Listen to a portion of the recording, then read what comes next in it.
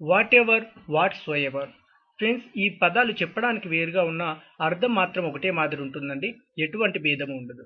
Okay, అసలు దీనికి అర్థం ఏమిటి అని అన్నట్లయితే ఏది లేదా ఏదైతే ఏమి అని తెలియజేయడం జరుగుతుంది. She believes him whatever he says. అతడు ఏది చెప్పినా ఆమె అతన్ని నమ్ముతుంది. Whatever is on the table is mine. Table పైన ఏదైతే ఉందో అది నాది. ఇలా ఏది లేదా ఏదైతే ఏమి అనేటువంటి పదాలను తెలియజేయడానికి వాట్ ఎవర్, వాట్ సో ఎవర్ని చెప్పడం జరుగుతుంది. When ever, when so ever. Friends, ఈ పదాలను చెప్పడానికి వేరుగా ఉన్న అర్థం మాత్రం ఒకటే అండి. ఈ రెండింటికి ఎటువంటి అర్థం అనేది భేదం ఉండదు. ఓకే, వెన్ ఎవర్ అంటే అర్థం ఏమిటి అంటే అప్పుడల్లా. అంటే కొన్ని సందర్భాలలో మనం చెప్తుంటాం, వచ్చినప్పుడల్లా అతన్ని కలవండి, మీరు వెళ్ళినప్పుడల్లా అతన్ని కలవండి, మీరు వచ్చినప్పుడల్లా భోజనం చేయండి అంటుంటాం. ఇలా వచ్చినప్పుడల్లా అంటే అప్పుడల్లా. ఇలా అప్పుడల్లా అనేటువంటి పదాన్ని తెలియజేయడానికి వెన్ ఎవర్ లేదా వెన్ సో ఎవర్ అనే పదాన్ని తెలియజేయడం జరుగుతుంది. Whenever you come here you meet me. మీరు ఇక్కడికి వచ్చినప్పుడల్లా నన్ను కలవండి. ఇలా ఏదైనా ఒక పని చేసినప్పుడల్లా అని తెలియజేయడానికి వెన్ ఎవర్ లేదా వెన్ సో ఎవర్ని చెప్పడం జరుగుతుంది. Which ever, which so ever. ఈ రెండు పదాలు చెప్పడానికి వేరుగా ఉన్న తెలుగులో అర్థం మాత్రం ఒకటే అండి, ఎటువంటి భేదము ఉండదు. ఓకే, అసలు వీటికి అర్థం ఏమిటి అంటే ఏ అండి. ఏ లేదా ఏది అని తెలియజేయడం జరుగుతుంది. కానీ ఏది అనే పదాన్ని చాలా తక్కువ వాడడం జరుగుతుంది, ఏ అనే పదాన్ని చాలా ఎక్కువ వాడడం జరుగుతుంది. ఓకే, ఎగ్జాంపుల్ చూసినట్లయితే you can buy a pen which ever you like. నీకు ఏ పెన్ను నచ్చితే అది కొనుక్కోండి. ఇలా ఏదైనా ఒక పనిని ఏ అని తెలియజేయడానికి ఏ పెన్ను నచ్చితే, మనం కొన్ని సందర్భాలలో అంటూ ఉంటాం, మీరు ఏ కారులో ఉంటే ఆ కారు మనదే, మీరు ఏ రెస్టారెంట్లో ఉంటే ఆ రెస్టారెంట్ మనదే అని సరదాగా చెప్తుంటాం. ఇలా ఏ అనే అటువంటి పదాన్ని తెలియజేయడానికి మనం విచ్ ఎవర్ లేదా విచ్ సో ఎవర్ అని చెప్పడం జరుగుతుంది. Wherever, wheresoever. ఈ రెండు పదాలు చెప్పడానికి వేరుగా ఉన్న తెలుగులో అర్థం ఒకటే అండి, ఎటువంటి భేదము ఉండదు. అసలు నిజానికి వీటికి అర్థం ఏమిటి అని అన్నట్లయితే ఎక్కడికి అని తెలియజేయడం జరుగుతుందండి. కొన్ని సందర్భాలలో మనం చెప్తుంటాం, ఎక్కడికి వెళ్తే అక్కడికి అని చెప్పేసి అంటుంటాం, మీరు ఎక్కడికి రమ్మంటే అక్కడికి వస్తాను అని చెప్తుంటాం. ఇలా ఎక్కడికి అని తెలియజేయడానికి వేర్ ఎవర్, వేర్ సో ఎవర్ని చెప్పడం జరుగుతుంది. ఎగ్జాంపుల్ చూసినట్లయితే I will come wear ever you go. నువ్వు ఎక్కడికి వెళ్తే నేను అక్కడికి వస్తా. ఇలా ఎక్కడికి అని తెలియజేయడానికి వేర్ ఎవర్, వేర్ సో ఎవర్ని చెప్పడం జరుగుతుంది. How ever.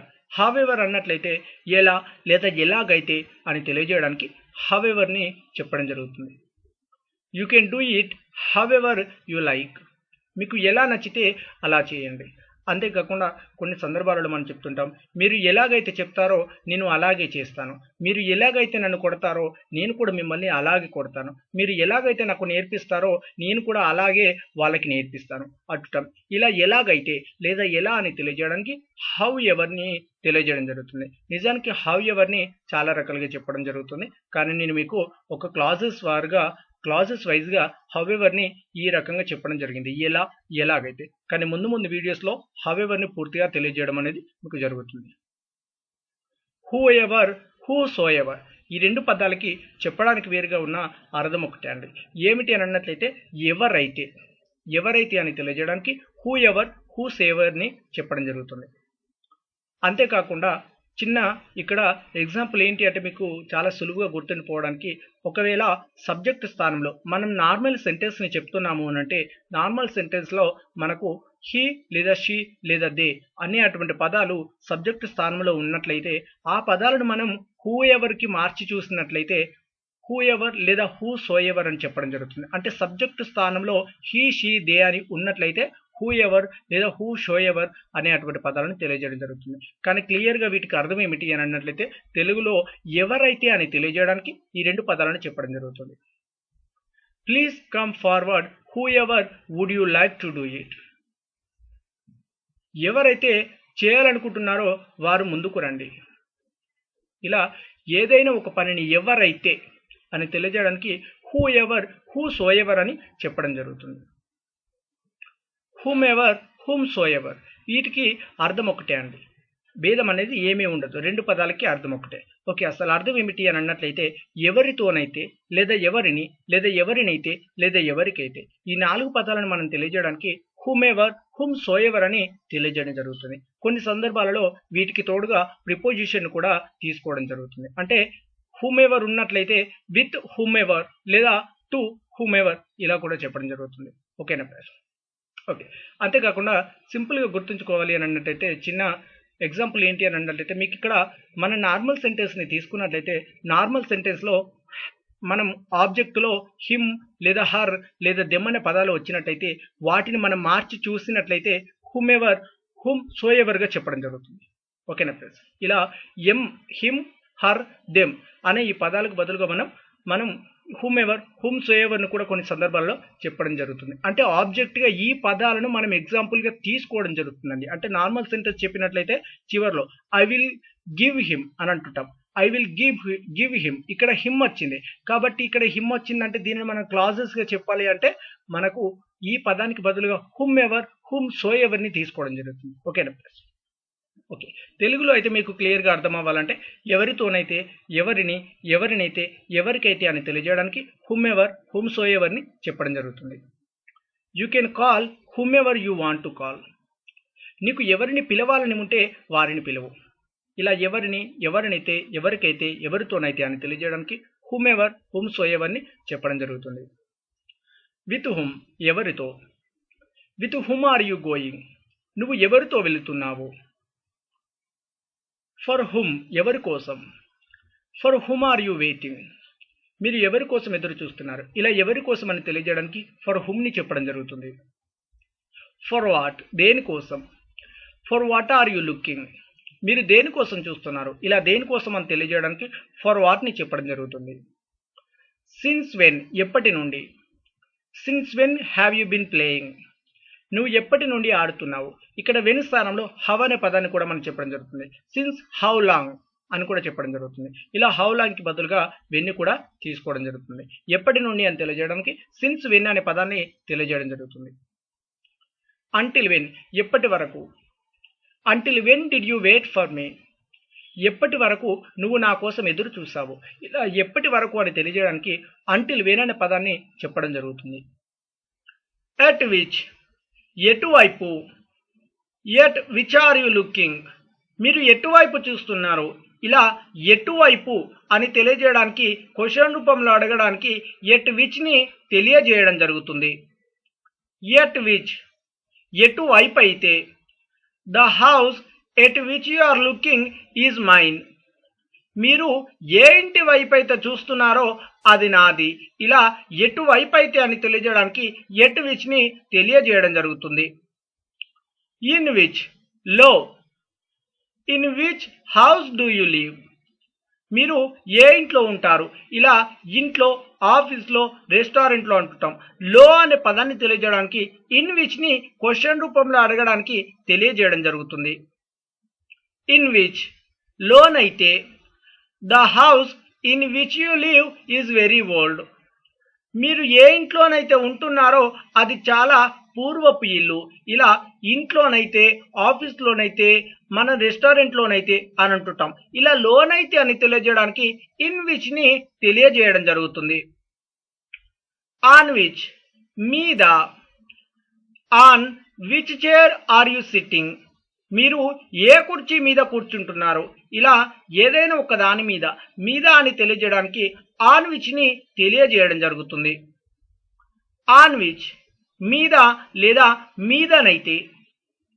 The chair on which you are sitting is mine, మీరు ఏ కుర్చీ మీదనైతే కూర్చుంటున్నారో అది నాది. ఇలా ఏదైనా ఒక మీదనైతే, మీదనైతే అని తెలియజేయడానికి ఆన్ విచ్ని తెలియజేయడం జరుగుతుంది. అబౌట్ విచ్ గురించి. About which are you speaking, మీరు దేని గురించి మాట్లాడుతున్నారు. ఇలా ఏదైనా ఒక విషయం గురించి, అంటే ఏ విషయం గురించి లేదా ఎవరి గురించి, ఇలా గురించి అని తెలియజేయడానికి అబౌట్ విచ్ని తెలియజేయడం జరుగుతుంది. అబౌట్ విచ్ గురించి అయితే. About which you are speaking is known to me, మీరు దేని గురించి అయితే మాట్లాడుతున్నారో అది నాకు తెలుసు. About which you are speaking is known to me. మీరు దేని గురించి అయితే మాట్లాడుతున్నారో అది నాకు తెలుసు. ఇలా ఏ విషయం గురించి అయితే లేదా ఎవరి గురించి అయితే ఇలా గురించి అయితే అని తెలియజేయడానికి అబౌట్ విచ్ ని తెలియజేయడం జరుగుతుంది. విత్ విచ్ తో. With which pen or you writing. మీరు ఏ పెన్నుతో రాస్తున్నారు. ఇలా ఏ పెన్నుతో లేదా ఏ బస్సుతో లేదా ఏ బుక్తో ఏ కారుతో అంటుంటాం. ఇలా తో అని తెలియజేయడానికి విత్ విచ్ ని తెలియజేయడం జరుగుతుంది. విత్ విచ్ తోనైతే the pen with which you are writing is not yours.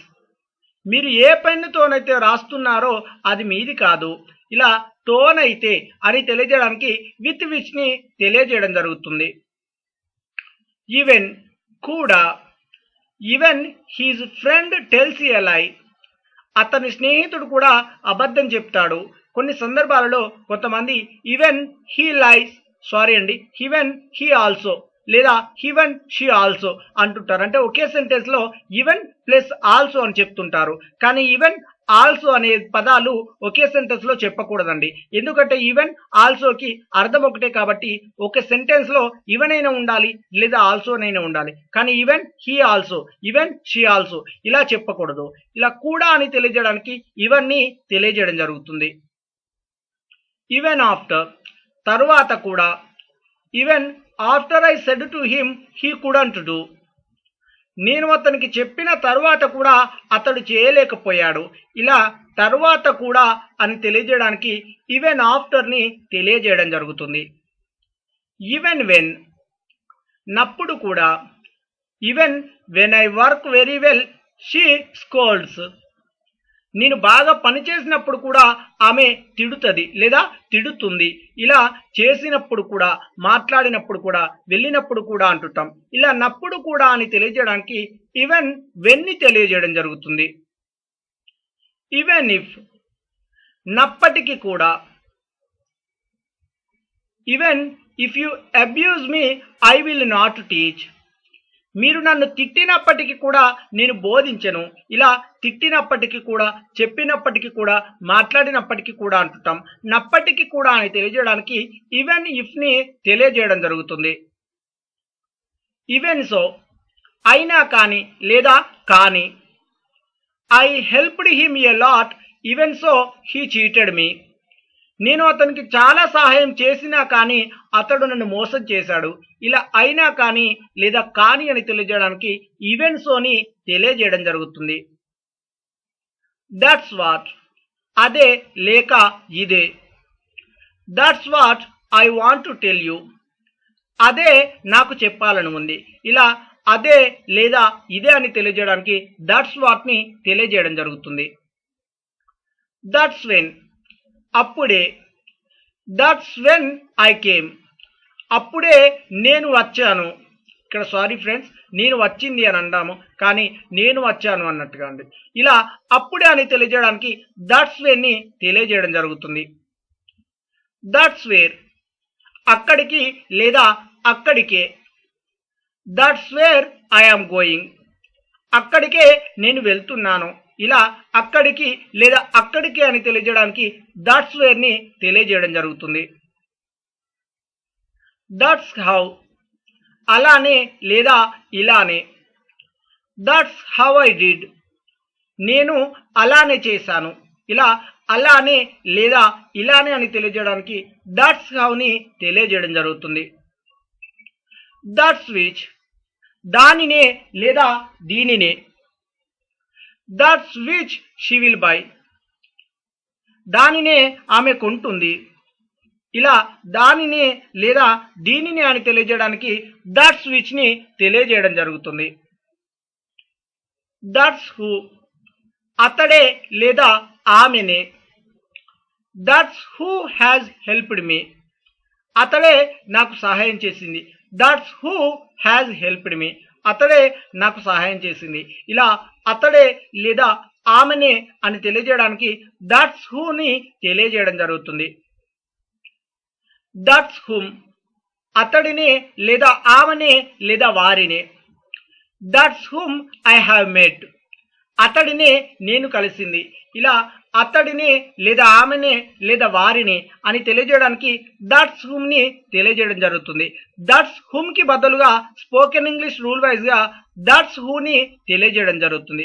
ఓకేనా ఫ్రెండ్స్, ఎప్పుడైనా కానివ్వండి దట్స్ హూమ్ కి అనేది గ్రామర్ ఇంగ్లీష్ వైజ్ గా, దట్స్ హూ అనేది స్పోకెన్ ఇంగ్లీష్ వైజ్ గా, కానీ దట్స్ హూమ్ దట్స్ హూకి తేడా ఏమీ లేదండి. అతడిని ఆమెని వారిని అని తెలియజేయడం జరుగుతుంది. కానీ దట్స్ హూ అనేది వారిని అనే పదానికి చెప్పకూడదండి. అతడిని ఆమెని అనే పదాలకు దట్స్ హూని చెప్పడం జరుగుతుంది. దట్స్ హూని అతడిని ఆమెని వారిని అని తెలియజేయడం జరుగుతుంది.